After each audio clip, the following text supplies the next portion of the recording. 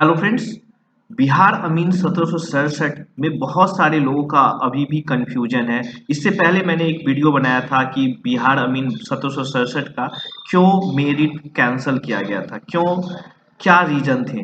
तो उसमें मैंने डिस्कस किया था आरसीजी का जो केस था, उसके बारे में हम लोगों ने डिस्कस किया था। तो आज हम जो डिस्कस करेंगे कि ये जो डीक्यू कैटेगरी है, डीक्यू कैटेगरी पर क्या प्रभाव पड़ेगा और इसका जो डीक्यू कैटेगरी के कारण अदर कैटेगरी पर क्या प्रभाव पड़ेगा, उसके बारे में हम लोग आज डिस्कस करेंगे। तो सबसे पहले हमें समझना होगा कि डीक्यू कैटेगरी का रिजर्वेशन कैसे फॉलो होता है। ओके, तो डीक्यू कैटेगरी का जो रिजर्वेशन होता है, आप लोगों ने देखा होगा हॉरिजेंटल रिजर्वेशन होता है किसी भी कैटेगरी में। ओके, तो इसके जो हॉरिजेंटल आप लोगों ने पढ़ा होगा या देखा होगा कि महिलाओं का जो फीमेल का होता है हॉरिजेंटल रिजर्वेशन, और डीक्यू का कैटेगरी में जो रिजर्वेशन होता है उसका थोड़ा सा अंतर होता है डीक्यू कैटेगरी का। तो मैं पहले आपको मैं बताना चाहूंगा, जैसे कि ये आप लोगों का जो पहले जो आया था इसमें कुछ त्रुटि था जिसके कारण इसे कैंसिल किया गया, और उसके बाद फिर से कुछ लोगों का मेडिकल होगा और कुछ लोगों का डी भी होगा, उसके बाद फिर से त्रुटि को सही करके पब्लिश कर दिया जाएगा। डीक्यू कैटेगरी का जो इशू है उसे समझने के लिए एक एग्जांपल लेते हैं। मान लेते हैं कि टोटल सीट कहीं पे 100 है। ओके, उसमें यूआर कैटेगरी में टोटल सीट 40 है, 40 सीट है, और उसमें डीक्यू का सीट 4 है मान लेते हैं। तो क्या किया जाएगा, मान लेते हैं कि कोई डीक्यू 1 रैंक जिसका है और उसका यूआर में 20 रैंक है या 20 रैंक है, कोई डीक्यू 2 रैंक है, उसका यूआर में 30 रैंक है। ओके, मान लेते हैं एग्जाम्पल। तो क्या किया जाएगा, जैसे टोटल यूआर में 40 रैंक है, तो वो क्या करेगा कि यूआर में टोटल सीट को फुलफिल किया जाएगा 40 तक। 40 तक फुल करने के बाद जो मान लेते कि जो यूआर 20 है, यहाँ पे मान लेते 20 नंबर पे जो ये डीक्यू वाले आए, तो उनका जो सिलेक्शन होगा, सिलेक्शन जिन इनका होगा, उनका डीक्यू से नहीं होगा। ये जो डीक्यू 1 है यहाँ पे आएंगे 20 नंबर पे, उनका सिलेक्शन डीक्यू से नहीं होगा, बल्कि उनका सिलेक्शन यूआर से होगा। वो यूआर में एज ए यूआर ट्रीट किए जाएंगे, ना कि वो डीक्यू से इसमें से एक सीट माइनस हो जाएगा वो 3 हो जाएगा, ऐसा नहीं होगा। जैसा कि हॉरिजेंटल रिजर्वेशन गर्ल्स में होता है, इस केस में अलग रूल्स है डीक्यू का। ओके, उसी तरह से ये जो डी यूआर 30 रैंक है, वो डीक्यू का सीट नहीं लेगा, वो यूआर का सीट लेगा। और मैं इसे एग्जाम्पल से भी नहीं, और हम बहुत सारा तथ्य, आप मतलब जो गजट में है लिखा हुआ है, जो डीक्यू का रिजर्वेशन फॉलो होता है, वो मैं बात कर रहा हूँ। ओके, और मैं इन्हें आपको एक दो मतलब सिंपल आपको यहाँ पे भी एग्जांपल, आपको इसमें भी मैं एग्जांपल देकर दिखा सकता हूँ, दिखाऊंगा कि क्या ये होता है या नहीं होता है। तो आपको मैं दिखाऊंगा। तो जैसे ये डीक्यू का हो गया, और इसमें जैसे 20 सीट को फुल कर दिया, ये यूआर का 40 सीट है, टोटल 40 सीट, 40 सीट फुल करने के बाद लास्ट के जो डीक्यू के जो 4 सीट है, मान लीजिए सारे कैटेगरी को फुल करने में 100 सीट फुल करने के बाद डीक्यू मान लीजिए 1 और 2 सेट हो गया कहीं पे, तो उसके बाद के जो डीक्यू है, मान लेते डीक्यू 3 है, डीक्यू 4 है, और ये डीक्यू 3 और डीक्यू 4 यूआर कैटेगरी में फॉल कर रहे हैं और यूआर का है ये डीक्यू। तो लास्ट का जो 40 नंबर का लड़का होगा, जो यूआर का होगा, कोई भी बॉयज या गर्ल्स जो भी हो, लेकिन क्या होता है कि गर्ल्स का भी रिजर्वेशन होता है, तो मैं यहाँ पे गर्ल्स कंसीडर नहीं कर रहा हूँ, बस एक सिंपल उदाहरण दे रहा हूँ कि जो लास्ट में होगा उनको हटा के ये जो DQ3 है उनको डाल दिया जाएगा। और ये DQ4 मान लेते हैं कि ये कोई दूसरे कैटेगरी ओबीसी कैटेगरी से है, तो ये DQ4 को उस लास्ट के जो ओबीसी है उनको हटा के इनको डाल दिया जाएगा। इस तरह से डीक्यू का प्रोसीजर फॉलो किया जाता है। और आप इसको यहाँ पे भी मैं इसे समझाऊंगा, और आपको मैं ईएफसीसी वाले बहाली में भी मैं दिखाना चाहता हूं। जैसे यहाँ पे आप देख सकते हो टोटल जो सीट था डीक्यू का, यहाँ पे 2 सीट था। ईएफसीसी अमीन जो अमीन का जो बहाली हुआ था, जिसमें टोटल 40 सीट थे। ओके, टोटल समथिंग 40 सीट थे, जिसमें 2 सीट डीक्यू के लिए रिजर्व थे। तो यहाँ पे आप जैसे देख सकते हैं, यहाँ पे डीक्यू एक, यहाँ पे डीक्यू एक, एक यहाँ पे डीक्यू 2 और एक यहाँ पे डीक्यू 3। टोटल 3 डीक्यू का सिलेक्शन हुआ। क्यों हुआ? क्योंकि जो ये डीक्यू जो है DQ1, वो जो कैटेगरी में SC के सीट पे रिजर्वेशन, SC का सीट जो उनका था SC3 SC4 SC5, वो SC में सीट लिए हैं, SC से वो सिलेक्शन लिए हैं, ना कि DQ से। और जो अगर रैंक से अच्छा रैंक लाते हैं तो वो एज अ ट्रीट किए जाएंगे उस कैटेगरी के। लेकिन जो ये है, ये जो DQ6 है, वो लास्ट के जो मतलब DQ जो 1 2 3 फुल होने के बाद, जैसे 1 फुल हो गया, फिर DQ जो 2 होगा, वो 2 शायद एब्सेंट कर गए होंगे, इसलिए यहाँ पे 2 नहीं है मेंशन।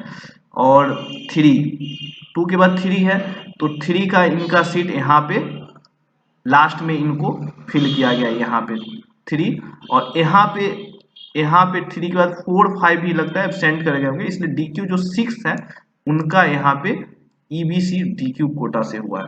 तो DQ का 2 ही सिलेक्शन हुआ है, टोटल 3 सिलेक्शन हुआ है, लेकिन सिलेक्शन कैटेगरी जो कैटेगरी से होना, मतलब DQ कैटेगरी से 2 ही लोगों का होगा।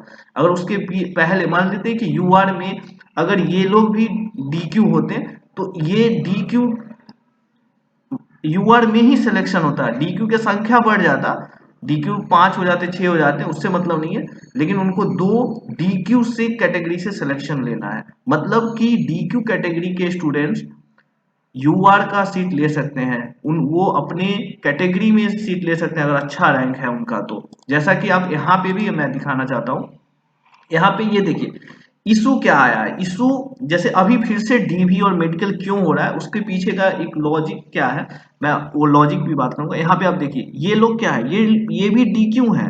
ऐसा नहीं कि ये गलती कर दिए कि इनको DQ में ट्रीट नहीं किया गया, DQ वाले UR का सीट ले सकते हैं।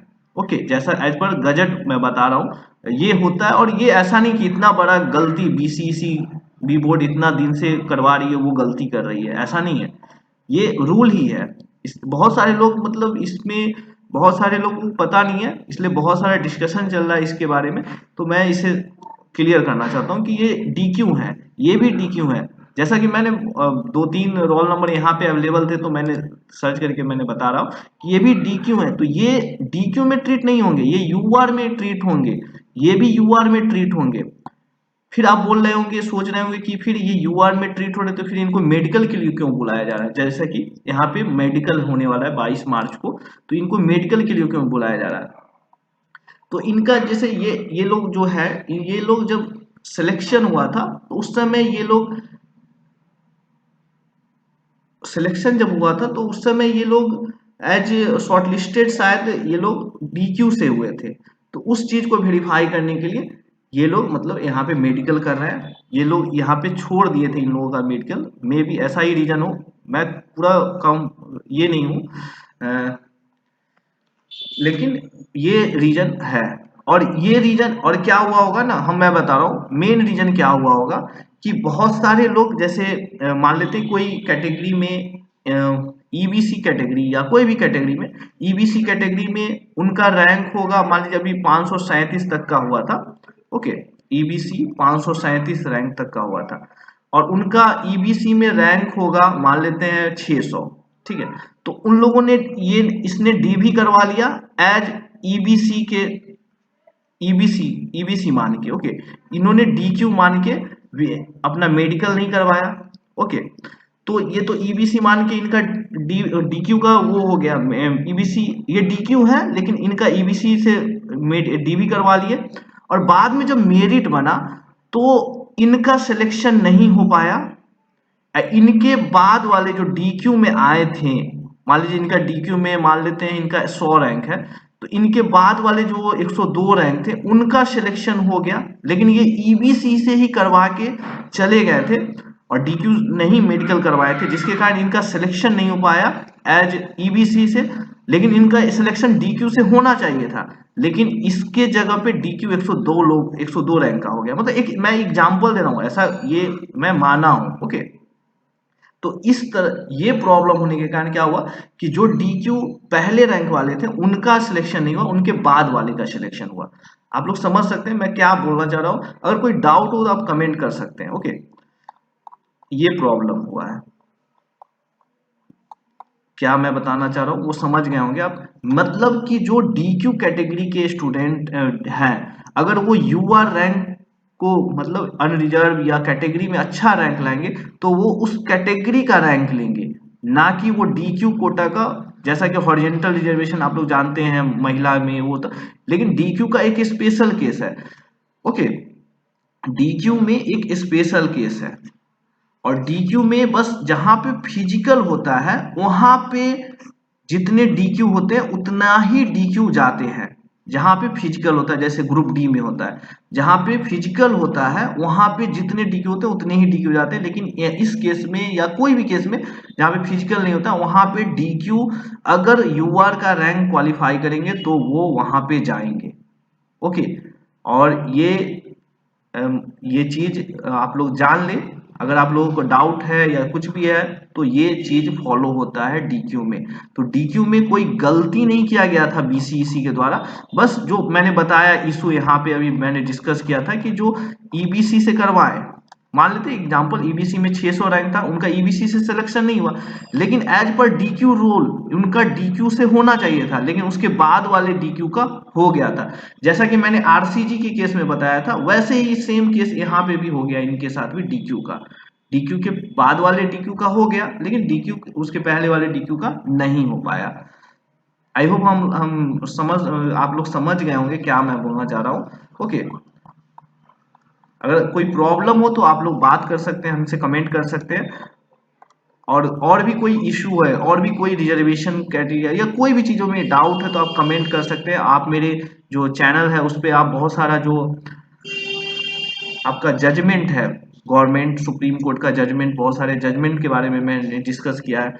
इसके रिगार्डिंग कोई जजमेंट है उसके बारे में आप अगर आपको न्यूज चाहिए तो आप कमेंट कर सकते हैं। और इसीलिए यहाँ पे आप देख सकते हैं लास्ट में जो यूआर, यहाँ पे कोई भी ऊपर में बहुत सारे लोग, ये सब लोग जो है DQ है, बट ये कंसीडर होंगे एज पर जो रिजर्वेशन यूआर का सीट लिए तो यूआर में चले जाएंगे। ओके, यहाँ पे आप देख सकते हैं जैसे लास्ट में ही जो भी होंगे, हर कैटेगरी में लास्ट में ही DQ होंगे, क्योंकि वो सीट फुल होने के बाद जो भी कैटेगरी के जो भी DQ बचेंगे, जैसे मान लेते हैं यहाँ पे आप देख सकते हैं, यहाँ पे देखिए, यहाँ पे मेल का जो है यूआर का 1888 से ये जो DQ थे ये यूआर कैटेगरी के थे, इसलिए ये यूआर में आए, इसलिए लास्ट में ही सारे DQ होंगे। उसी तरह से जैसे EWS में ही बीच में आपके यूआर वो होंगे, आपके DQ होंगे, लेकिन ये DQ जो है 675, ये जो है DQ इनका कुछ रैंक होगा, ये EWS होंगे इसलिए ये EWS में आ गए। ओके, उसी तरह से हर कैटेगरी में ये चीज फॉलो होता है।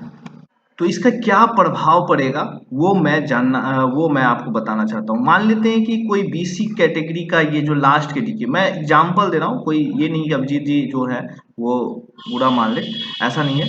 जैसे कि मान लेते हैं कि BC कैटेगरी के जो अभिजीत कुमार है, इनका सिलेक्शन हो गया है DQ से, लेकिन इनका रैंक मान लेते हैं कि DQ में 100 है। ओके, लेकिन मैंने जो एग्जांपल दिया था उसमें कोई DQ का जिनका मेडिकल ही नहीं हुआ था, क्योंकि वो BC कैटेगरी के थे और वो BC में उनका हो जाना ऐसा उनको लगा होगा या विभाग को लगा होगा, उनका मेडिकल नहीं हुआ और उनका DQ में 96 था, लेकिन उनका कैटेगरी में सिलेक्शन नहीं हुआ और उनका मेडिकल नहीं हुआ, जिसके कारण यहाँ पे उनका नाम नहीं हुआ।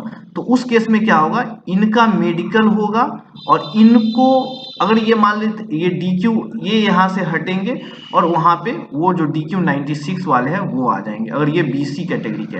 अगर मान लेते हैं कि लास्ट के जो मतलब ऐसा नहीं कि अगर ये हटे तो ऐसा नहीं कि इसके जगह पे BC के ही आएंगे, क्योंकि उसके जस्ट बाद वाले जो छूटे हुए हैं वो अगर EWS के हैं तो उसके जो लास्ट वाले जो DQ होंगे, सबसे लास्ट वाले वो DQ हटेंगे और वो ईड उसमें उस जिस कैटेगरी से वो हटेंगे उसमें नॉर्मल कोई लड़का आएंगे, और जिस कैटेगरी के वो DQ होंगे उसके जस्ट बाद वाले जो छूटे हुए हैं वो जाएंगे EWS में। एक एग्जाम्पल मैंने दिया है, इस तरह से DQ कैटेगरी का वो होगा, और आप समझ सकते हैं कि क्या प्रभाव पड़ेगा, क्या होने वाला है, क्या सिनेरियो होगा। तो ज्यादा कोई इफेक्ट नहीं पड़ेगा, कुछ DQ में ही इधर उधर होंगे। और जो मेन बात हमें बताना था कि जो DQ कैटेगरी है वो जो अगर यूआर कैटेगरी और हर कैटेगरी का रैंक में आता है तो वो कैटेगरी का रैंक लेगा, ना कि वो डीक्यू का लेगा। इसलिए आप यहाँ पे देख सकते हैं सारे जो डीक्यू होंगे वो लास्ट में ही होंगे। Okay, thanks for watching.